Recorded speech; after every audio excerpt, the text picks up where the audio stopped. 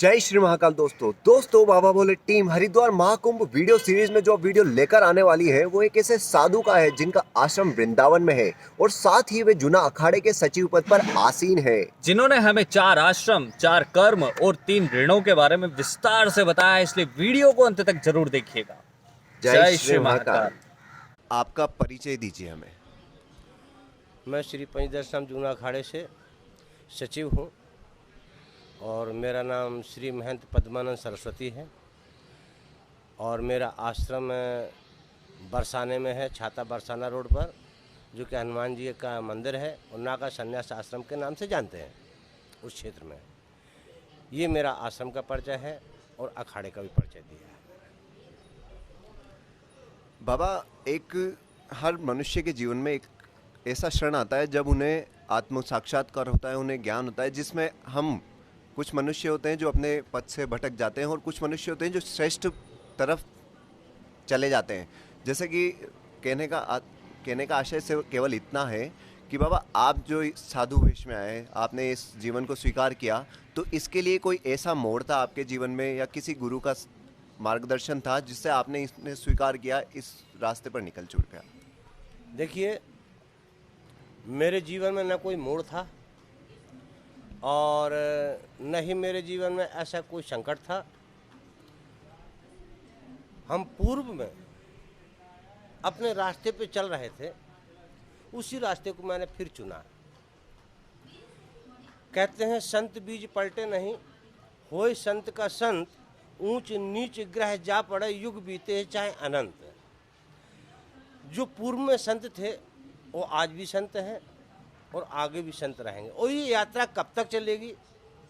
ये यात्रा चलेगी जब तक जो है ना जीव का और ईश्वर का मिलन नहीं हो जाता है, क्योंकि जीव और ईश्वर एक ही जाति के और एक ही अंश है उनका। ईश्वर जीव से भिन्न नहीं है और जीव ईश्वर से भिन्न नहीं है। जैसे लहर से समुद्र भिन्न नहीं है, समुद्र लहर से भिन्न नहीं है, बर्फ से पानी भिन्न नहीं है, पानी से बर्फ भिन्न नहीं है। ऐसे ईश्वर और जीव में कोई भेद नहीं है। ये भेद हमने और आपने बना रखा है। ममे वांसो जीव लोके जीव भू सनातना मना षष्ठान इंद्रियाणी। मन और इंद्रियों को आकर्षण करते हुए यह जीव बन गया, जबकि ये जीव है नहीं है। ये ब्रह्म ही था, ब्रह्म ही है और ब्रह्म ही रहेगा। रही बात साक्षात्कार की, आपने पूछा कि जीव का साक्षात्कार होता है, तो वह परमात्मा हमारे से कभी भिन्न था ही नहीं, है नहीं, हो सकता नहीं। ना आपसे भिन्न था और ना आपसे भिन्न वो है, क्योंकि हमारे और आपके अंदर में जैसे एक ही माला में अनेक प्रकार के मोती होते हैं, लेकिन धागा सब में एक ही होता है, ऐसे ही इस संसार में परमात्मा एक ही है, धागे के समान। हम और आप मोतियों के समान हैं। उसमें हम हैं, हमारे में वो है। ये समझना पड़ेगा। इसको चाहे समझने के लिए अनुभव कह लो, चाहे साक्षात्कार कह लो, चाहे गुरुओं की कृपा कह लो, लेकिन ये तभी समझ में आएगा जब किसी महापुरुष के सानिध्य में जाकर के, उनके यहाँ जाकर के शरणागति को कबूल करोगे। जब तक किसी के प्रति शरणागति नहीं होगी, तब तक वह गूढ़ रहस्य को बताने के लिए उत्सुक नहीं होंगे। जब समर्पण हो जाता है, एक देहाती एक भाषा बता देता हूं। एक कन्या किसी के घर से आई और दूसरे घर में शादी हो गई, उसने अपने आप को समर्पण कर दिया। तो जब वो अपने आप को समर्पण कर देती तो उस घर की वो मालिक बन जाती है। अगर उसके घर में कोई सामान रखा है और पड़ोसी का व्यक्ति कोई मांगने आओ, बोले बहन हमको फलाने सौदे की ज़रूरत है, तो वो ये नहीं कहेगी कि मेरा पति नहीं है घर पे, मैं नहीं दूंगा। ना ना ना, बोले ले जाओ तुमको, क्योंकि उसका अधिकार मिल गया, क्योंकि शरणागति हो, उस घर की वो मालिक हो जाती है। ऐसे ही ईश्वर के प्रति या किसी महापुरुष के प्रति जब जीव की शरणागति हो जाती है, तो शरणागत को कभी त्यागा नहीं जाता है और उससे कुछ छुपाया नहीं जाता। जैसे कि विभीषण राम के शरण आया तो उसको क्या मिला परिणाम में? राज तिलक मिल गया, पूर्ण शरणागति। फिर वो भाई की तरफ नहीं देखा उसने। ऐसे ही जब तक ईश्वर के प्रति या गुरुओं के प्रति शरणागति नहीं होती है तब तक उसको न साक्षात्कार हो सकता है और न उसको खुद का अनुभव हो सकता है कि हम क्या है। जैसे कि अर्जुन बचपन से भगवान कृष्ण के साथ में रहे, सखा मित्र पता नहीं क्या क्या उनसे जो है ना खेल कूद हंसते सब बोलते रहे।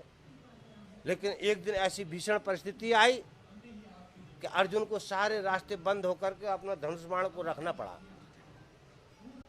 ना उस गोविंदो ना उस गोविंदो, कहने लगे हे गोविंद मेरे से अब खड़ा भी नहीं हुआ जा रहा है, अब मैं क्या करूं हे केशव। तब अर्जुन बोले कार्पण्य दोषोपह स्वभाव पृक्षाम तम धर्म सम्मूढ़ा चेता यच्चा वा निश्चितम ब्रूहु तन्मे शिष्यतेम साधमाम तुम प्रपन्ना। हे केशव मैं आपका शिष्य हूं, अब मुझे आगे का रास्ता नहीं दिखाई दे रहा है, हमको आगे का रास्ता दिखाइए। जब अर्जुन ने जो है शरणागति स्वीकार कर लिया, शिष्य तत्व को उन्होंने स्वीकार किया, शिष्यते हम साधिमाम तुम प्रपन्ना, हाँ मैं आपका शिष्य हूं और हमको आगे रास्ता दिखाओ। ऐसे जीव जब किसी को गुरु मान लेता है, उसके शरणागत हो जाता है, तो उसका दायित्व बन जाता है कि उसको मार्ग दिखाने का।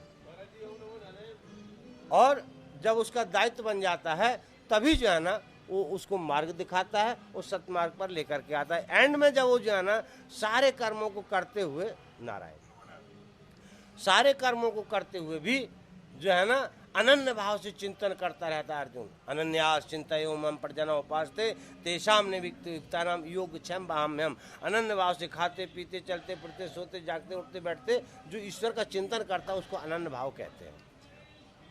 और जब अर्जुन की एकाग्रता हुई तो आखिरी में लास्ट में जो है ना 18वें अध्याय में कह दिया नष्टा मोह स्मृत लब्ध्वा। हे केशव अब मेरा मोह नष्ट हो चुका है, अब आप जो कहेंगे हम वही करेंगे।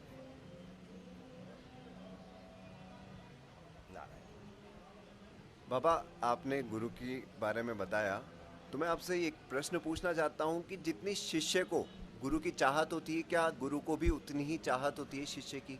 क्या गुरु भी चाहते हैं उनके शिष्य को? क्योंकि आपने बताया कि महाभारत में तो श्री कृष्ण जी के पास जब दो उदाहरण थे, उनके पास दो ऑप्शन थे कि एक तो अर्जुन की सहायता, एक दुर्योधन की सहायता, पर उन्होंने किस भाव से अर्जुन को चुना? क्योंकि दुर्योधन भी उनके बड़े भाई के शिष्य थे, तो उनका भी एक रिलेशन था, अच्छा रिलेशन था, तो उन्होंने जो चुना अर्जुन को, तो उनका भाव देख के चुना या किस भाव से चुना? देखिए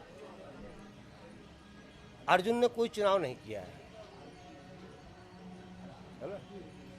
दुर्योधन और अर्जुन दोनों भगवान केशव के जो है ना सहायता मांगने के लिए गए थे, लेकिन अर्जुन ने जाकर के पैरों की तरफ में जाकर के बैठ गए थे और दुर्योधन अहंकारी था, वो सर की तरफ में खड़ा हो गया था। यद्यपि दुर्योधन सबसे पहले पहुंचा था, दुर्योधन सबसे पहले पहुंचा था, लेकिन वो सर की तरफ खड़ा हुआ था और अर्जुन पैरों की तरफ। अपने से श्रेष्ठ पुरुषों के पास में कभी भी जाना है तो उनके चरणों में बैठ कर के जो आपको प्राप्त हो जाएगा वो सब कुछ प्राप्त हो जाएगा।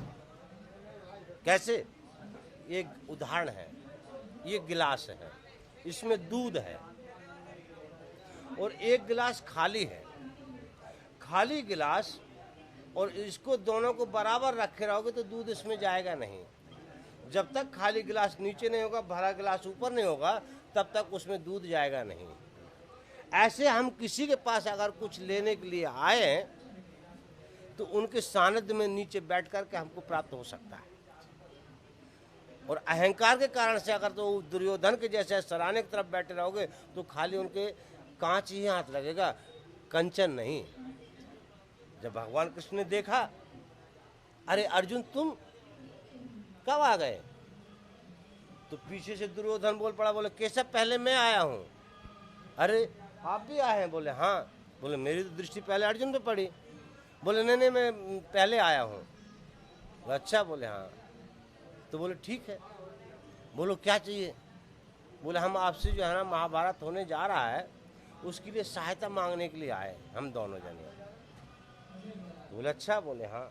तो मेरे पास में एक अक्षौणी सेना है और एक तरफ मैं अकेला हूँ, वो भी निहत्ता हूँ। मैं अस्त्र शस्त्र नहीं उठाऊंगा, मैं अकेला हूँ। अब बताओ अर्जुन आपको क्या चाहिए?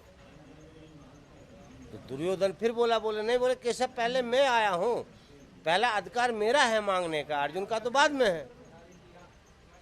तो बोले ठीक है, पर मैंने तो पहले अर्जुन को देखा है, पर तुम बोलते तो तुम्हारी बात को मान लेता हूँ। तो बोले बताओ क्या चाहिए? तो दुर्योधन ने सोचा, मंद बुद्धि थी उसकी, उसने सोचा, बोले अकेले निहत्थे को क्या करूँगा लेकर के, मैं तो जो है ना फौज ले लूँगा पूरी, तो लड़ने का काम आएगी, ये क्या करेंगे, अस्त्र शस्त्र भी नहीं उठाएंगे, इसलिए इनको के लेकर क्या करेंगे? तो बोले मेरे को फौज दे दो अपने। तो बोले ठीक है। बोले केशव बोले अर्जुन आपको?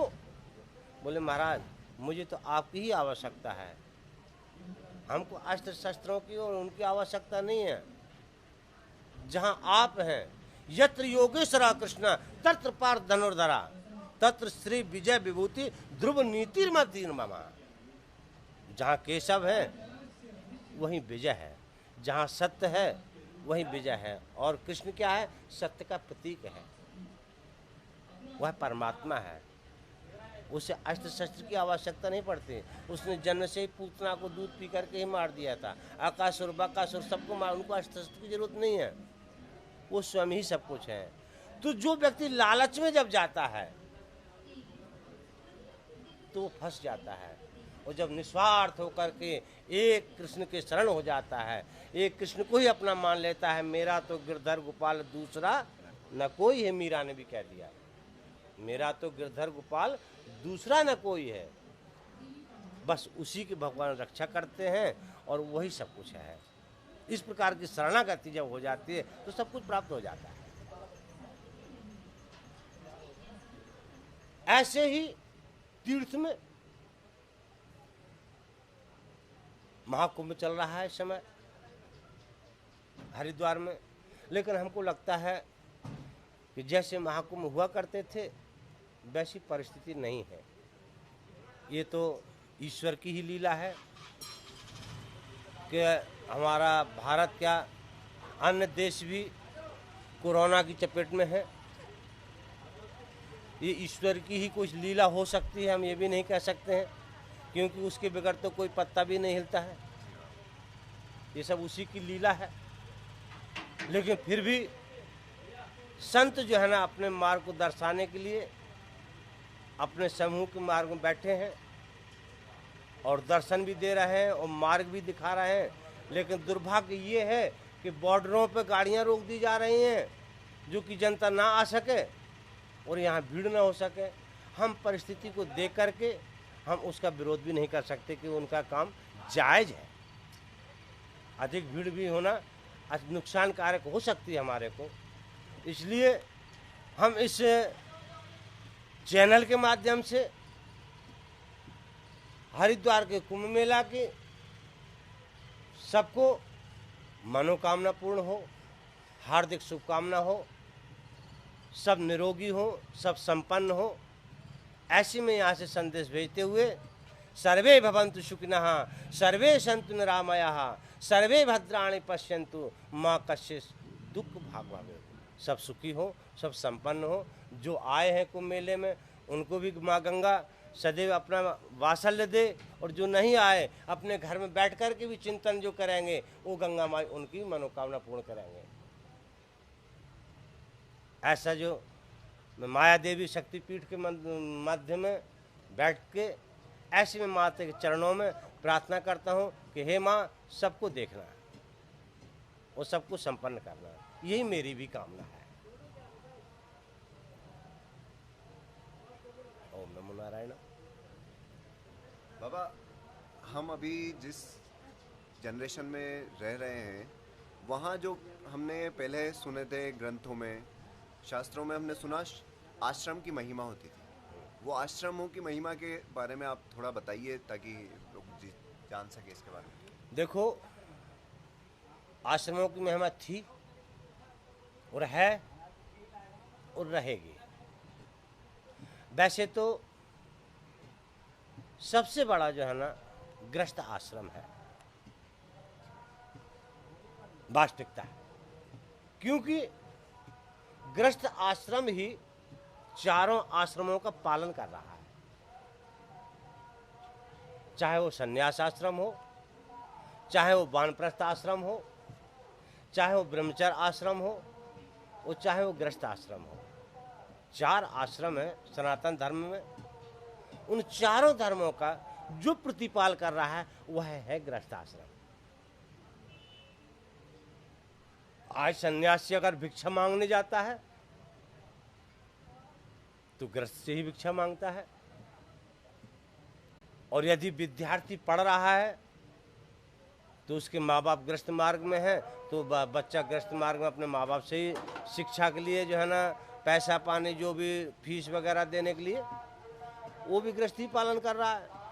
और यदि कोई वानप्रस्थ है जो गृहस्थ आश्रम से निर्वृत्त होकर के किसी आश्रम में जा करके या एकांत में कुटिया बना करके रहने लगा या कहीं आश्रम में रहने लगा, तो भी उसका लड़का जो है ना गृहस्थ आश्रम में वही उसका वहम करता है। तो इस प्रकार से 4 आश्रम है। 4 आश्रमों में सबसे श्रेष्ठ आश्रम जो है ना गृहस्थ आश्रम ही है, जिसको जो है ना राजा जनक ने उज्जवल किया। क्योंकि राजा जनक सर्वश्रेष्ठ और विदेह ज्ञानी गुणवान गृहस्थ में रह करके उन्होंने सब कुछ प्राप्त किया है और विदेह कहलाए गए। इस प्रकार से गृहस्थ आश्रम चारों आश्रमों का वहम करता है। वैसे तो देखा जाए तो पहले आता है ब्रह्मचर्य आश्रम। ब्रह्मचर्य आश्रम का वहम करता तो गृहस्थ ही है, गृहस्थ आश्रम ही। लेकिन वो गृहस्थ आश्रम में से क्या करता है लेकर के, जैसे मान के लो फीस लेता है तो अपने जीवन में वह ऊर्जा को प्राप्त करता है, विद्या को अर्जित करता है। ब्रह्मचर्य आश्रम में वह पढ़ लिख करके अपने आप को लायक बनाता है, अपनी ऊर्जा को प्राप्त करता है, अपने बल बुद्धि को प्राप्त करता है, विवेक को प्राप्त करता है। अध्ययन करके किसी प्रकार से वो अपने आप को लायक बन करके या तो सर्विस लायक या खेती लायक XYZ जैसी जिसकी प्रवृत्तियाँ होती है उस प्रवृत्ति के अनुकूल वो अपने आप को लायक होता है। 25 साल तक वो अपने आप को लायक बन जाता है। जब समाज देखता है कि ये अब लायक हो चुका है, ये अपना प्रतिपाल भी कर सकता है और दूसरों का भी प्रतिपाल कर सकता है, ऐसा जब समाज में देखा जाता है तब उसकी शादी करके गृहस्थ आश्रम में डाल देते हैं। तब उसका जो है ना ब्रह्मचर्य आश्रम खत्म होकर के एक ही प्राणी चारों आश्रमों से गुजरता है, तब उसको जो है ना गृहस्थ आश्रम में डाल देते, शादी कर देता है समाज। फिर वो अपने बच्चों को पालता है, अपने कर्मों में लगा रहता है, उपार्जन करता है, खेती नौकरी आदि जो भी जैसे जिसका जो उपार्जन है वो करके अपने गृहस्थ आश्रम को व्यतीत करता है। फिर बच्चों को पढ़ाता है, बच्चों को जैसे हमको हमारे पिता ने पढ़ाया ऐसे वो अपने जो है ना बच्चों को पढ़ाने का परंपरा को निभाता है। जब बालक को जो है ना वो पढ़ा करके उसकी शादी कर देते हैं तब जाकर के वो अपने पिता के ऋण से मुक्त हो जाता है। जब तक बालक को वो शादी करके बराबर का नहीं कर देते तब तक पिता के ऋण से मुक्त नहीं होता है। ऋण मनुष्य के पास में जन्म से 3 होते हैं, एक गुरु ऋण होता है, एक पितृ ऋण होता है, एक ऋषि ऋण होता है। ऋषियों का ऋण दान पुण्य से चुकता है, गुरु का ऋण विद्या से चुकता है कि जो तुमने गुरुओं से विद्या को प्राप्त किया उसको दूसरों को बांटो।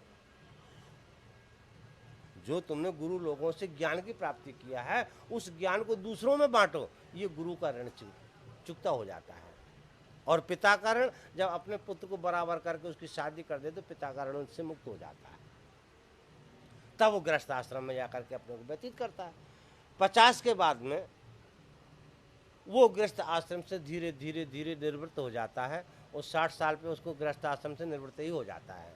फिर वो वानप्रस्थ आश्रम कहलाता है। कहीं भी अगर सरकारी नौकरी भी लग रही है और 60 साल में वो आपको निकाल देते हैं, कह देते हैं अब आपको बैठे बैठे पेंशन मिलेगी, आपको काम करने की आवश्यकता नहीं है। ये गवर्नमेंट के यहाँ भी ये रूल है कि जब 60 साल के आप हो जाते हैं, वानप्रस्थ में जब आप प्रवेश कर जाते हैं तो उस समय गवर्नमेंट भी आपसे काम नहीं लेती है, बैठे बैठे आपको देती है। ऐसे ही जब गृहस्थ आश्रम से जब निवृत्त हो जाता है तब वो वानप्रस्थ में प्रवेश करता है।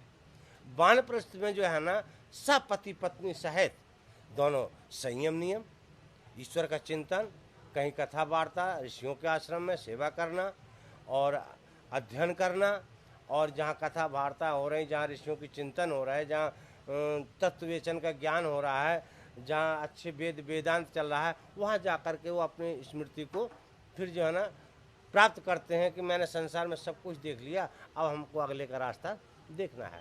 जब ऐसे करते करते करते करते 25 साल उनको जब हो जाता है संतों के सानिध्य में, तब एक उनका विवेक जागृत हो जाता है। जब विवेक जागृत हो जाता है तब उनको पता लगता है कि मैं एक ही था और एक ही हूँ।